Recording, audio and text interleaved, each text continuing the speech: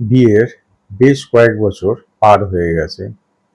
চিকিৎসা শাস্ত্রেও ডাক্তারবাবু বলেছেন স্বামী স্ত্রী দুজনেরই রিপোর্ট একদম নর্মাল বা সামান্য কোনো সমস্যা রয়েছে, যা ওষুধের দ্বারা ঠিক করা সম্ভব।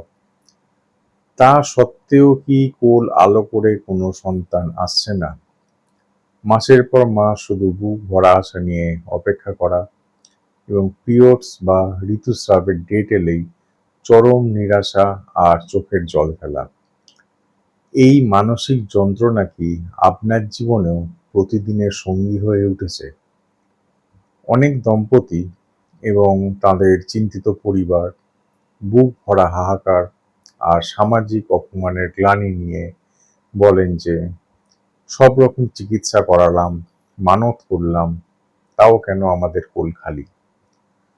আত্মীয় স্বজন বা পাড়া পড়শির বাঁকা কথা, টিপ্পনি আর অপবাদ শুনতে শুনতে আমাদের দেয়ালে পিঠ ঠেকে গেছে। কেন আমাদের কপালেই সন্তান লাভের এই চরম বাধা বা বিলম্ব? অনেকে ভাবেন এটা হয়তো শুধুই মেডিকেল সায়েন্সের ব্যর্থতা বা ব্যাড লাক। কিন্তু জ্যোতিষশাস্ত্র এবং সনাতন আধ্যাত্মিক বিজ্ঞান বলছে মানুষের জীবনে সন্তান আসার পেছনে কিন্তু জন্মকুণ্ডলীর পঞ্চম ভাব এবং সন্তানকারক গ্রহের আশীর্বাদ সবচেয়ে বেশি কাজ করে। সেখানে কোনো সূক্ষ্ম গ্রহদোষ থাকলে সন্তান লাভে অনাবশ্যক দেরি হয়। আজকের ভিডিওতে আমরা জানব সন্তান না হওয়ার পেছনের আসল জ্যোতিষীয় কারণ কি এবং এই বাধা কাটানোর 4টি একদম নতুন ও অলৌকিক ঘরোয়া টোটকা কি কি। জ্যোতিষশাস্ত্র অনুযায়ী আমাদের জন্মকুণ্ডলীর পঞ্চম ভাব হলো সন্তান লাভ এবং গর্ভধারণের প্রধান ঘর, আর নবম ভাব হলো পূর্বজন্মের পুণ্য বা ভাগ্যস্থান, যা সন্তান ভাগ্যকে নিয়ন্ত্রণ করে। এছাড়া যে গ্রহগুলো এর জন্য দায়ী সেগুলো হলো দেবগুরু বৃহস্পতি। জ্যোতিষশাস্ত্রে বৃহস্পতি হলেন জীবকারক এবং সন্তানের প্রধান কারক গ্রহ। কুণ্ডলিতে বৃহস্পতি যদি নিচস্থ থাকে বা রাহু শনি দ্বারা পীড়িত হয়ে গুরু চণ্ডাল দোষ তৈরি করে, তবে সন্তান লাভে চরম বিলম্ব বা বারবার গর্ভপাত হওয়ার মতো ঘটনা ঘটে। এবার আসি রাহু ও কেতুর কথায়। রাহু বা কেতু যদি পঞ্চম ঘরে বসে থাকে তবে তা কুণ্ডলিতে পিতৃদোষ বা সর্পদোষ তৈরি করে। এর ফলে চিকিৎসা সব ঠিক থাকা সত্ত্বেও গর্ভধারণ হয় না। এবার আসি মঙ্গল ও শুক্রের কথায়। মহিলাদের ক্ষেত্রে মঙ্গল হচ্ছে রক্তের কারক এবং পুরুষদের ক্ষেত্রে শুক্র হচ্ছে শুক্রাণুর কারক। এখন সন্তান উৎপাদনের জন্য এই দুই গ্রহের শুভত্ব অত্যন্ত জরুরি। মেডিকেল ট্রিটমেন্ট বা ডাক্তারের ওষুধের পাশাপাশি সন্তান জন্মের গ্রহগত বাধা দূর করতে আমি আপনাদের 4টি পরীক্ষিত আধ্যাত্মিক টোটকা জানাচ্ছি। এগুলো আপনারা ব্যবহার করে দেখতে পারেন। 1 নম্বর কি, আপনার ঠাকুর ঘরে বা বাড়ির উত্তর পূর্ব কোণে একটি ছোট্ট বালগোপাল বা লাড্ডু গোপালের মূর্তি বা ছবি প্রতিষ্ঠা করুন।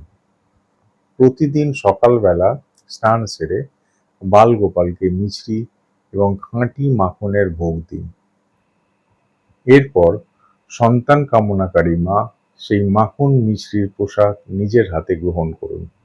বালগোপালের সেবা ও এই প্রসাদ সেবন কুণ্ডলীর পঞ্চম ঘরের সমস্ত নেতিবাচক শক্তি দূর করে মাতৃত্বের যোগ দ্রুত সচল করে। 2 নাম্বার, যে কোনো শুভ শনিবারে বা বুধবারে স্বামী স্ত্রী দুজনে একসাথে কোনো পুরনো অশ্বত্থ গাছের কাছে যান। গাছটিতে জল অর্পণ করার পর একটি কাঁচা সুতো বা লাল মলি সুতো নিয়ে গাছের চারপাশে 7 বার পাক দিয়ে জড়ান। এবং মনে মনে সন্তান লাভের আকুল প্রার্থনা জানান। সনাতন শাস্ত্রে অশ্বত্থ গাছকে ব্রহ্মা, বিষ্ণু ও মহেশ্বরের রূপ মানা হয়, যা পিতৃদোষ কাটিয়ে সন্তান ভাগ্য জাগ্রত করতে জাদু বলে কাজ করে। ৩ নাম্বার, প্রতি বৃহস্পতিবার সকালবেলা কিছুটা আস্ত গম সামান্য জলের ছিটে দিয়ে ভিজিয়ে নিন। এবার সেই ভেজানো গমের সাথে অল্প গুড় মিশিয়ে নিজের হাত দিয়ে এমন কোনো গরুকে খাওয়ান যার সাথে ছোট বাছুর রয়েছে। বাছুর সহ গাভী মাতৃত্ব এবং কামধেনুর প্রতীক। প্রতি বৃহস্পতিবার নিয়ম করে এটি করলে সন্তানকারক বৃহস্পতি অত্যন্ত তুষ্ট হন এবং কোল আলো করে সন্তান আসে। ৪ নাম্বার, যদি গ্রহের ফেরে বারবার মিসক্যারেজ বা গর্ভপাত হয়ে যায়, তবে ঘরে সুখ ও শান্তি বজায় রাখতে এবং গর্ভ রক্ষার জন্য স্বামী স্ত্রী দুজনে মিলে প্রতিদিন বা প্রতি সপ্তাহে অন্তত একবার সন্তান গোপাল স্তোত্র পাঠ করুন অথবা হরিবংশ পুরাণের কথা শ্রবণ করুন।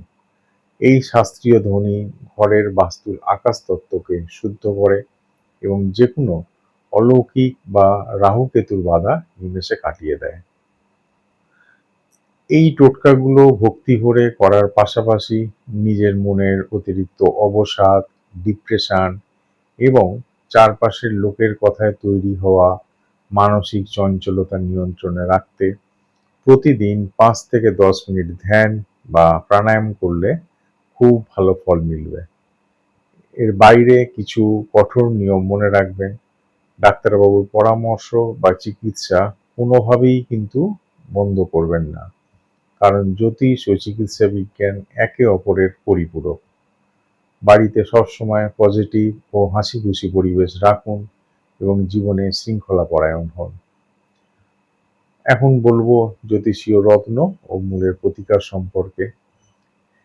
দেবগুরু বৃহস্পতি এবং মঙ্গলের শুভ শক্তি বাড়িয়ে সন্তান লাভের পথ সুগম করতে কিছু বিশেষ রত্ন ও মূল ধারণ করা যায়। আপনি যদি আসল মহারত্ন ব্যবহার করতে চান, তবে সন্তান ভাগ্যের বন্ধ দুয়ার খুলতে বৃহস্পতির রত্ন পোখরাজ এবং গর্ভ রক্ষা ও শারীরিক শক্তি বৃদ্ধির জন্য মঙ্গলের রত্ন রক্তপ্রবাল ধারণ করতে পারেন। যাদের বাজেট কিছুটা কম, তারা উপরত্ন হিসাবে পোখরাজের বিকল্প সোনালী টোপাজ এবং প্রবালের বিকল্প কার্নেলিয়ান বা লাল আকিক ব্যবহার করতে পারেন। আর যারা রত্ন পড়তে চান না বা যাদের বাজেট আরও কম, তারা বামুনহাটি মূল এবং অনন্ত মূল ধারণ করতে পারেন। সবশেষে বলবো, সন্তান হলো ঈশ্বরের পরম আশীর্বাদ। গ্রহের অশুভ দশা সাময়িকভাবে বাধা তৈরি করলেও সঠিক ঘরোয়া প্রতিকার, সঠিক চিকিৎসা এবং সর্বশক্তিমানের প্রতি অগাধ বিশ্বাস আপনার কোল অচিরেই আলো করে তুলবে। নিজের সামর্থ্য অনুযায়ী সৎ মনে এই প্রতিকারগুলো করুন। অকারণ ভেঙে পড়ার বা বেশি খরচ করার দরকার নেই।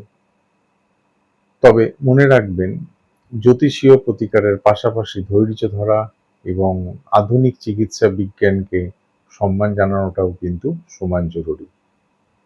আপনার এবং আপনার পার্টনারের জন্ম তারিখ, সঠিক জন্ম সময় এবং জন্মস্থান আমাদের হোয়াটসঅ্যাপে লিখে জানান। আর ঘরে বসেই জেনে নিন আপনাদের যৌথ কুণ্ডলী অনুযায়ী সন্তান প্রাপ্তির সঠিক সময়টি কবে আসছে এবং কোনো তীব্র গ্রহদোষ থাকলে তার নির্দিষ্ট ও সঠিক প্রতিকারটি কী। আজকের এই টোটকাগুলোর মধ্যে কোনটি আপনি আজ থেকেই ট্রাই করছেন তা কমেন্ট করে জানান। ভিডিওটি ভালো লাগলে লাইক ও শেয়ার করুন। আর এই ধরনের আরও ভিডিও পেতে আমাদের চ্যানেলটি এখনই সাবস্ক্রাইব করে রাখুন। দেখা হচ্ছে পরের ভিডিওতে। সবাই ভালো থাকবেন, সুস্থ থাকবেন। নমস্কার।